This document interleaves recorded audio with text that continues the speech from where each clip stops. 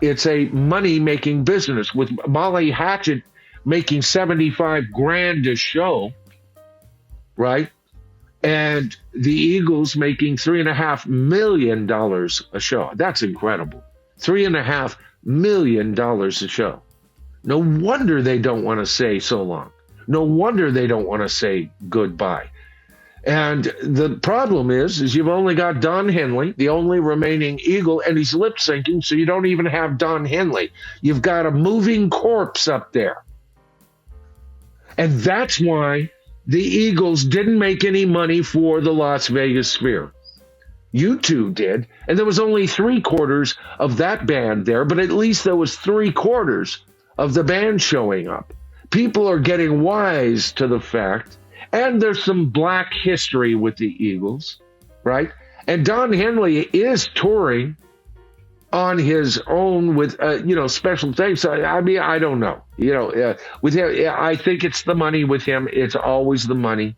But it's also, for him, it's control. It's control. And when he had Glenn Frey around to be the mouthpiece, he could sit back and immediately,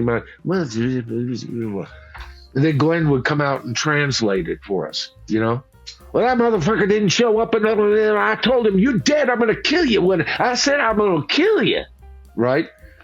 And off goes Don Felder into the sunset. Well, there's no Glenn Frey to be at least the honorable big mouth that he was. I had more respect for Glenn Frey, and I didn't have a whole lot for him, than I ever have for Don Henley. You want proof? Go ahead and watch, and I brought this up before, but it's been a while. Go ahead and watch their reunion when they got together and they did the big acoustic, on a dark desert highway, Don Felder's there and everything. And in the DVD, they have the orchestra and then the band's conductor who is conducting the orchestra. And, Don Henley's sitting there listening, and he's just kind of going like this. Oh, my God. Oh, my God. And somebody goes, yes, yes, like he's a prima donna or something. God, I hate people like this. Just like he used to do with Glenn Frey. But, the mics are turned up, and you turn it and crank it to 10, you can hear him say, well, the problem is they playing like a lot of white people. Oh, ye expert of black culture, Don. Good freaking Lord. Can you black it up? I guess is what he wants. Oh, yes. Oh, let's do that. And they get on and they're doing this. And it's the New York song, whatever that. It's not my favorite Eagle song or Don Henley song at all. New York Minute. And they have these bluesy violins. And who the hell does this guy think he is? Scott Joplin? No. You play a little bit of acoustic guitar and you drum. You don't understand a damn thing about music theory, but you want to appear important because they went to the point of including that as bonus material in that DVD.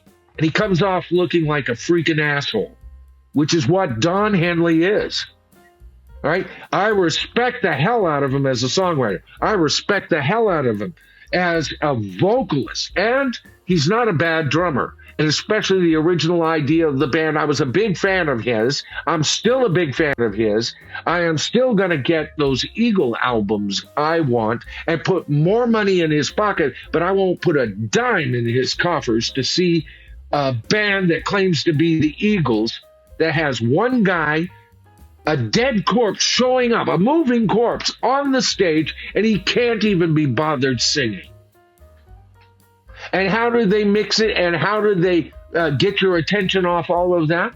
Well, let's put him on a stage inside this giant, colossal, inverted TV and throw up a bunch of images on the wall and watch the monkeys buy, especially when you get to bands like the Eagles. $3.5 million a concert I don't even want to talk about. All I want to do is demand of that artist.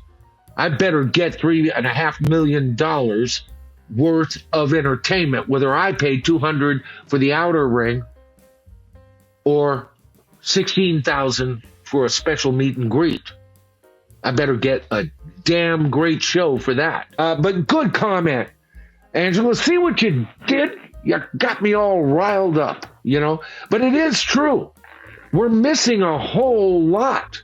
The generation today is missing a whole lot of what we got. But we've got to find a way to make it palatable for them to want to listen, to learn. We've got to use multimedia.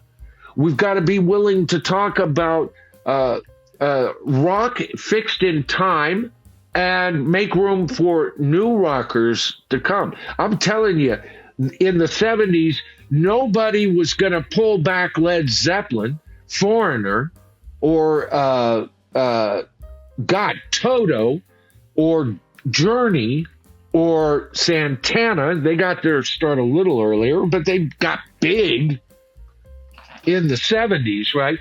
Nobody was going to stop them to have their time in the limelight. Not the Beatles, not the Stones, not Paul McCartney and Wings, although McCartney was strong enough to actually have a 70s output himself. But he didn't put the kibosh on any new blood arriving. The 80s, Led Zeppelin couldn't stop the Police, the Clash, Duran Duran, U2, right? Or the arrival of freaking Michael Jackson, which was an introduction to a whole lot of singles artists, the same thing that happened between 2000 and 2010, and continues to happen. But that every Mickey Mouse Club former member all of a sudden had a musical career. Bye, bye, bye.